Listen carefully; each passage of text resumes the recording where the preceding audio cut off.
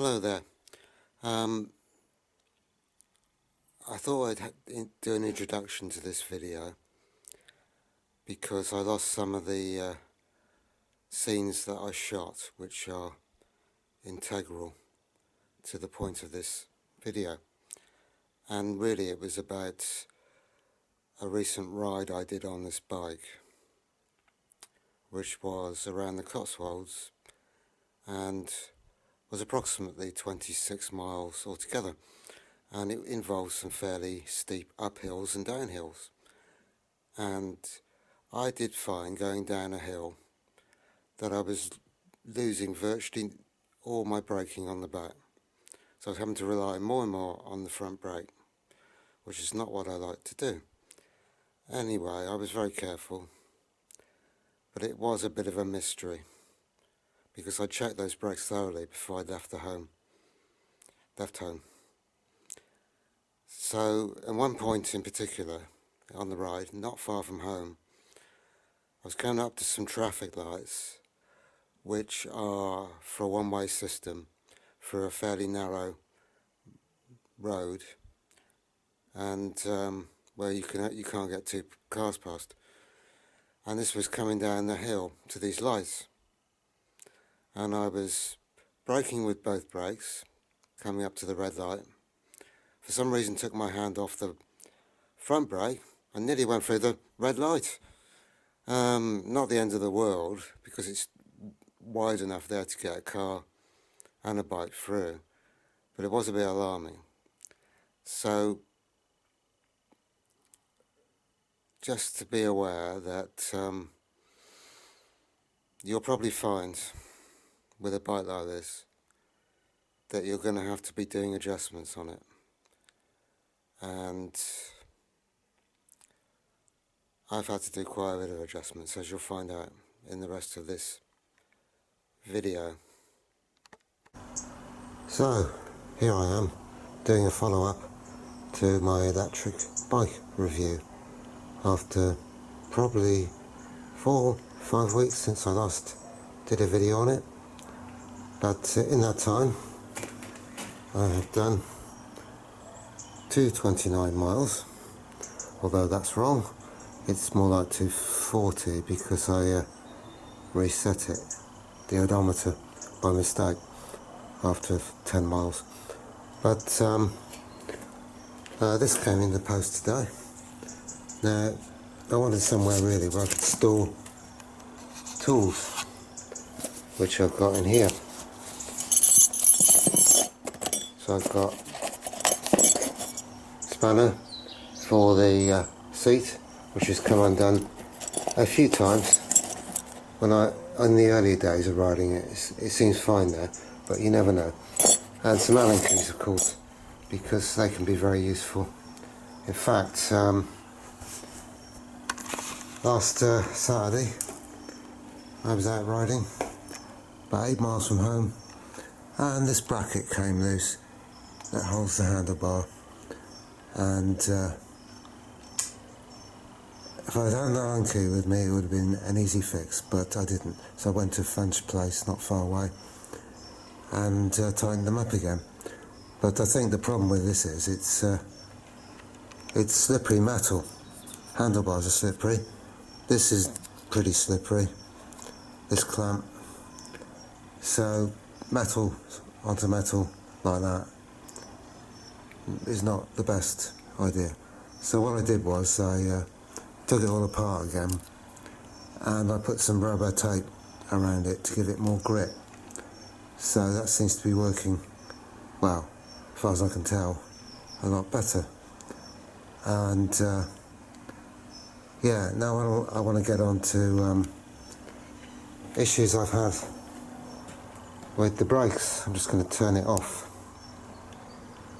Right, a couple of weeks after I first got it, I was riding down a hill, and the front brake, not a very steep hill, the back brake was fine, although I'll get onto that later, but the front brake seemed to be juddering, and you know, the braking was more severe, and then it would loosen up and then again tighten up and whatever. So it was jerking as I was going down that hill. Most disconcerting that was. So what did I do about that? Well, when I got it home, I took the disc off because I thought that's all it can be, some problem with the disc. Took the disc off, put it on a flat table, and it was warped, causing that juddering, obviously. So, got the other disc that was given to me free, and put that on the same table, flat. No signs of warping whatsoever. So, put that one on, in other words the spare one they sent with the bike, and it's been fairly good since then, no juddering on the front. And another thing I realised when working on disc brakes is they're quite complicated to set up. You have to get the angle of the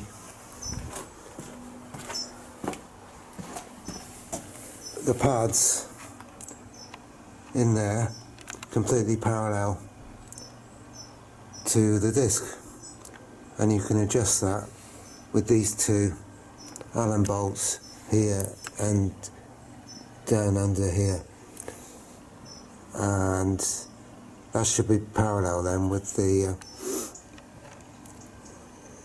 pad should be then parallel with the disc. And the other thing you do, now not being used to disc brakes, never having them before, I always assume you set the tension of the braking by adjusting this cable, handlebar brake lever cable. In other words, if you want more braking, you have less, you adjust it up a bit like that, adjust it up a bit so you get more tension. But that's not the way you do it on disc brakes. So I saw a video on it. You have to have as long as you've got a fair amount of travel on this, you know, getting that tension right is important, but what's more important is adjusting the proximity of the brake pads to the disc. And going around the bike again,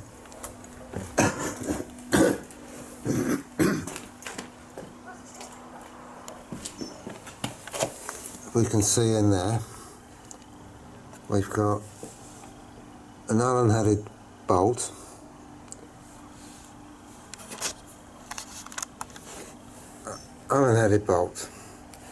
Now that adjusts the outer pad and moves it in or out.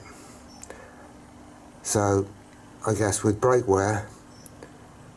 pad wear, you'd have to adjust it in slightly. And having done all that, and there's a lock screw that locks this in place, grub screw. So having done all that, front brakes seem fine. Okay, that's the front brakes over with. All working fairly well. And by the way, this bag I put on today, I went to a local shop near here, and they wanted £15 for something similar. Well, I thought, well, I'll go on eBay, see what they got. I got this one for just over £6, I think. And as well as having tools in there, I can stick maybe some food, and also an ordnance survey map, because I do like ordnance survey maps because they've got much more detail than the maps on your phone. And of course, it's also designed to fix your cell phone inside there. Slide your cell phone down there, do that with it. I may use that, but I'm not that interested in what's going on my phone when I'm riding. But now I move on to the back brakes, which have been more troublesome recently. Okay, back brakes, exactly the same arrangement as the front brakes. And these are the brakes I tend to rely on more than the front. So for me, it's really essential. They're working perfectly. And I could never seem to get the right adjustment on these brakes. Originally I was adjusting the cable tension because I didn't know any better until I watched a video on how to adjust disc brakes on a boat. And again, there is a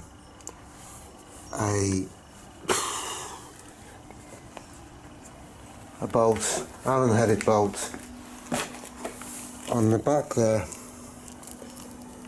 Where is it?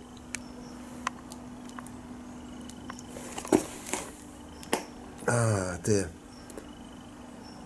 can't find the, there it is, hiding around there.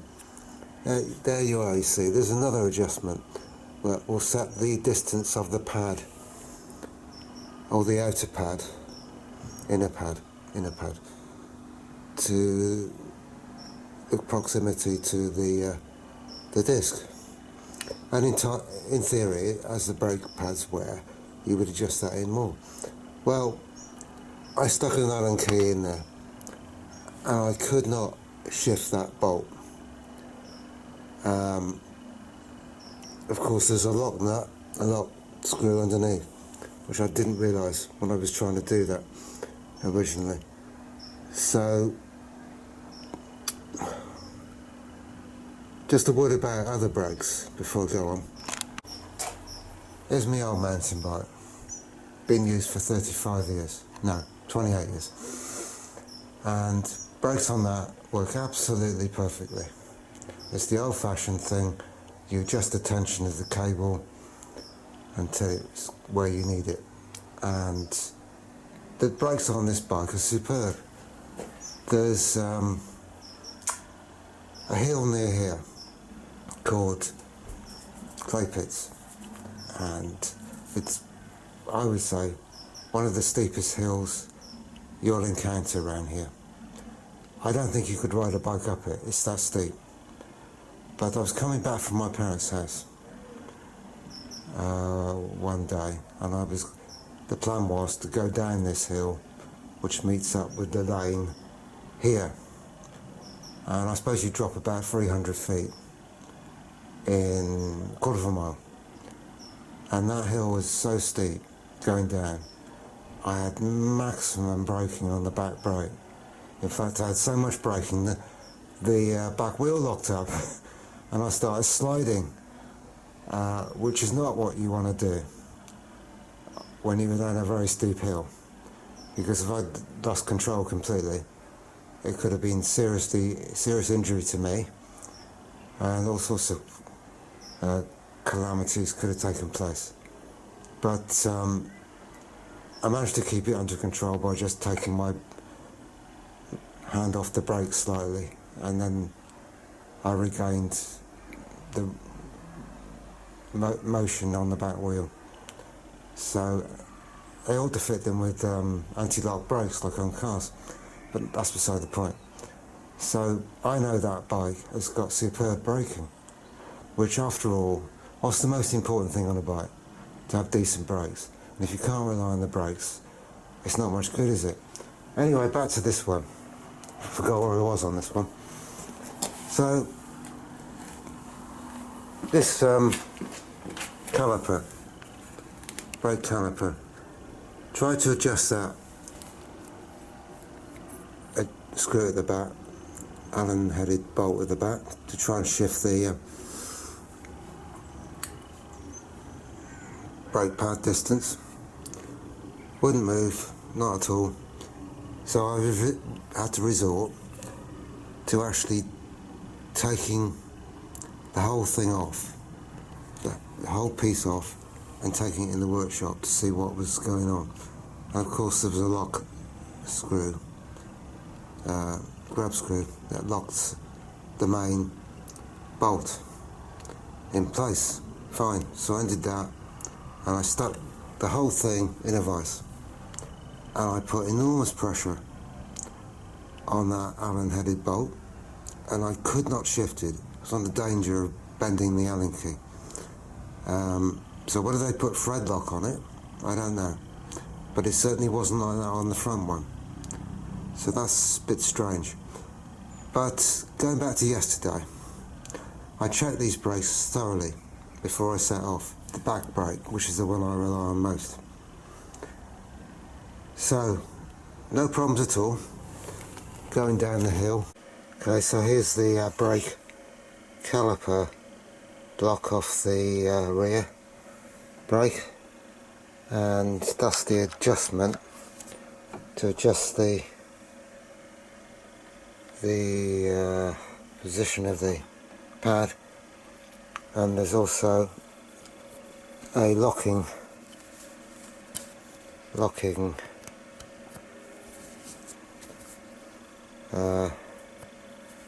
what's it called, grab screw, which I'm going to undo. And now I've got this bolted pretty firmly in a vise, and yet I cannot shift that no matter what I do. Either one way or the other, that is not going anywhere. So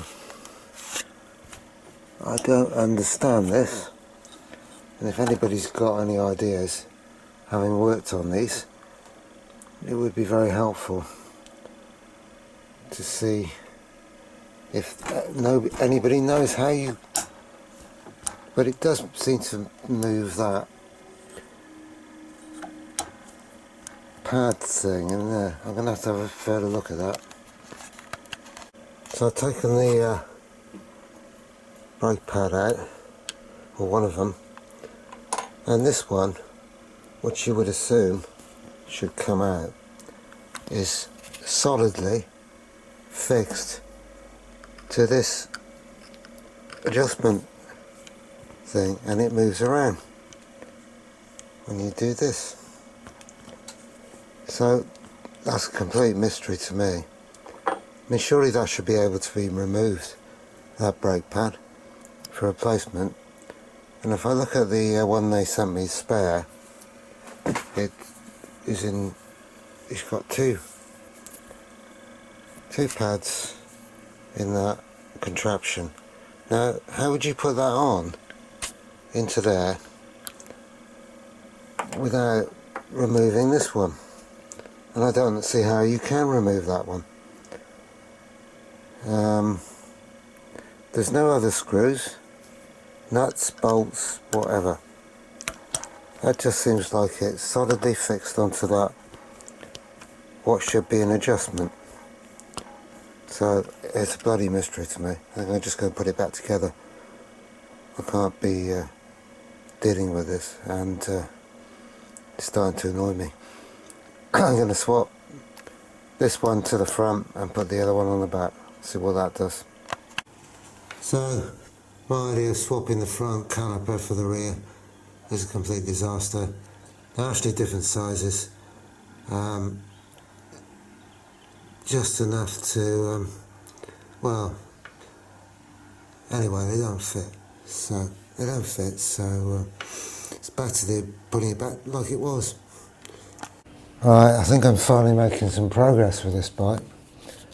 It's a bit dark in here, but I put new brake pads in it.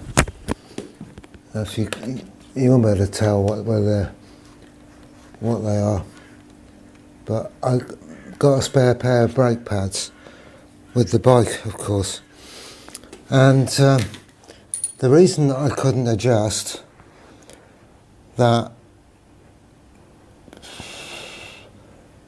bolt to move the pad in and out was because this brake pad was glued to it. And it must have been pretty strong glue, but whatever. Because I put an enormous amount of force on the Allen key. But I managed to snap off this brake pad from the end of the bolt, which it shouldn't have been glued to, but whatever. So I've got the new brake pads in,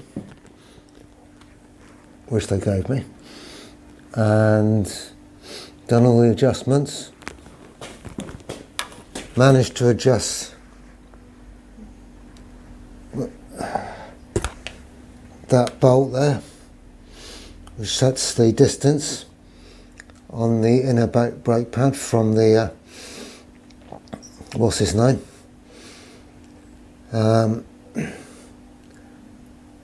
so now when I've got on here, sorry, crap camera.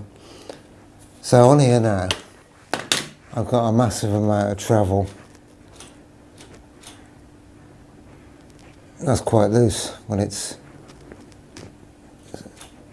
So I've got a fair bit more travel on the lever. So if I brake now, I can really feel it cutting in. Whereas before, this handle was going right flat against the hand grip and doing nothing much at all. So putting those new brake pads in and being able to adjust the distance adjustment, I can now, can't really demonstrate too well, but I could turn it on, I suppose.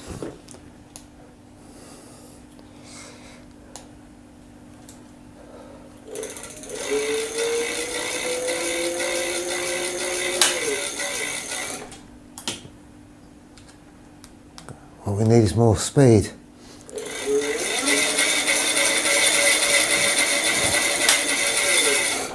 That stops it dead now. I'm just going to lower it down and see how it performs on the ground. So now I'm going to push it along and stick my hand on the brake. And I can't move that back wheel. It's just locked up completely. But the only proper test for it is down the hill. And I'm not going to do that today because it's getting dark now. And I don't know. What a hassle, eh? I'm hoping this will be successful though. So I'll do a follow-up bit to this when I've got the camera on the bike and see how it goes. Right, I'm going to give these brakes a test down the hill here.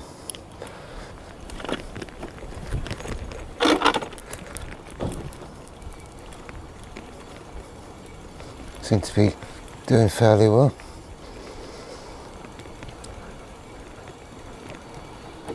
Can nearly lock them up. Back brake's working fine, front brake's working fine. Trying to avoid these people.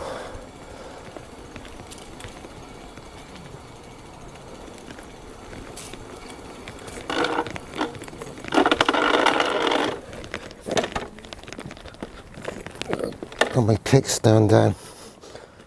Right, let's go along the lane a bit.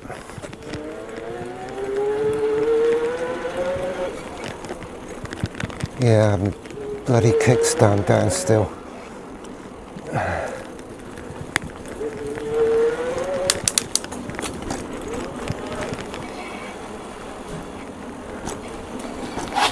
Yeah, I can lock the back wheel up now, which is always a good sign.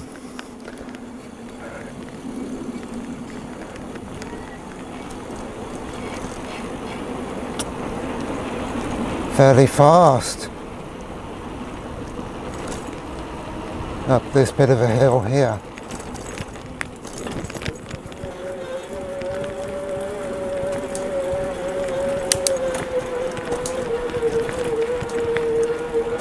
And I'll turn round in a minute, but I don't want to go far.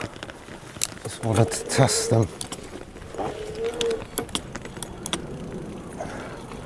Down this hill now.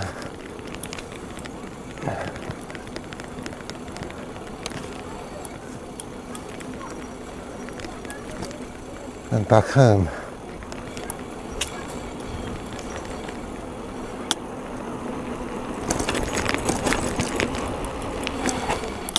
Yeah, working well. I think I've fixed my brakes, but only time will tell. Probably be in the middle of nowhere again, and they'll go wrong. Who knows?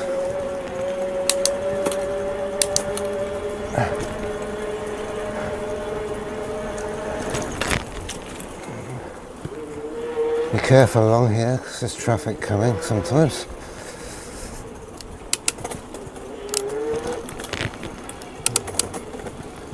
Down into lowest gear in order to get up the hill.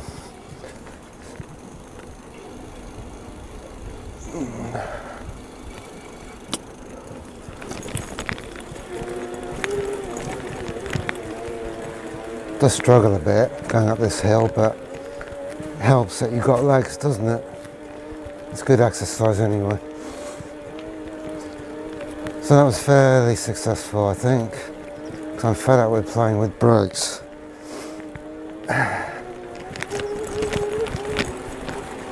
Nearly get past the car. Yeah, well, just about. Okay, well, that's about the end of the video. And in conclusion, I think if you're going to get this sort of bike, you've got to be prepared to fiddle with it. And I didn't really need to change those brake pads on the back, but it did enable me to find out why the adjustment wasn't working. So that's all good. So bye for now.